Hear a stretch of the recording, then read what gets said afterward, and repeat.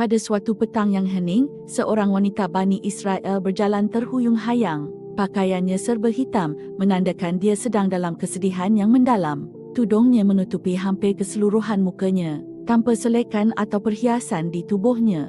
Kulitnya yang bersih, badan yang langsing dan raut wajah yang cantik tidak dapat memadamkan kesan kesakitan yang meranapkan hidupnya kerana berzina. Dia mengesot ke arah kediaman Nabi Musa alaihissalam.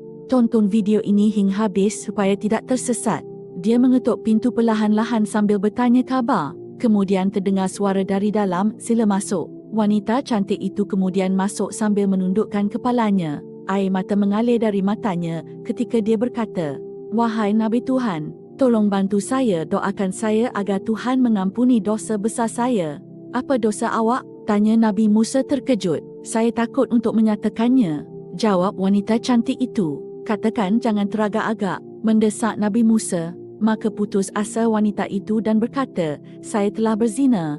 Mendengar itu, kepala Nabi Musa terangkat, hatinya tersentuh. Wanita itu menyambung, "Dari zina itu saya hamil. Selepas anak itu lahir, saya terus mencekik lehernya sehingga dia mati," kata wanita itu sambil menangis tidak terkawal.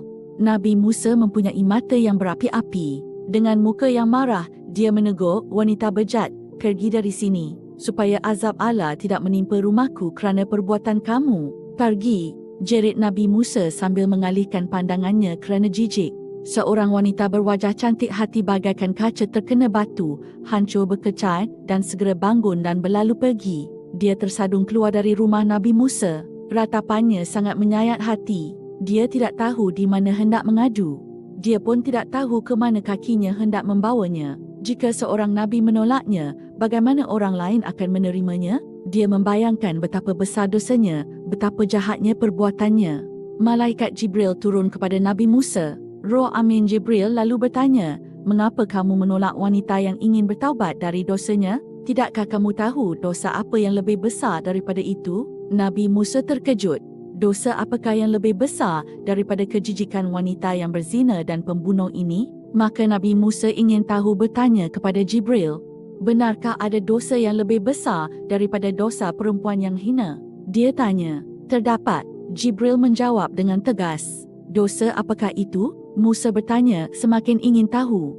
Jibril menjawab, "Orang yang meninggalkan solat dengan sengaja dan tanpa menyesal. Dosa orang itu lebih besar daripada berzina 1000 kali ganda." Sedang terkejut mendengar penjelasan ini, Nabi Musa lantas memanggil wanita itu menghadapnya semula. Dia mengangkat tangannya dengan sungguh-sungguh memohon ampun kepada Tuhan untuk wanita itu. Nabi Musa sedar bahawa orang yang meninggalkan solat dengan sengaja dan tidak menyesal adalah sama dengan menganggap solat itu tidak wajib dan tidak perlu baginya. Maknanya dia seolah-olah memandang enteng perintah Allah, bahkan seolah-olah menganggap Allah tidak berhak mengatur dan memerintah hamba-Nya. Sedangkan orang yang bertaubat dan benar-benar menyesali dosanya, bererti dia masih berpegang pada iman di dada dan yakin bahawa Allah berada di jalan ketaatan kepadanya. Sebab itu, Tuhan pasti menerima kedatangannya.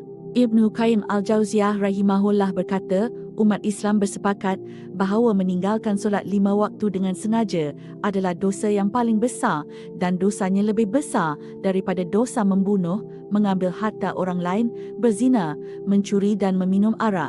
Orang yang meninggalkannya akan diazab dan dimurkai Allah serta dihinakan di dunia dan akhirat. Asy-Syu'ara halaman 7.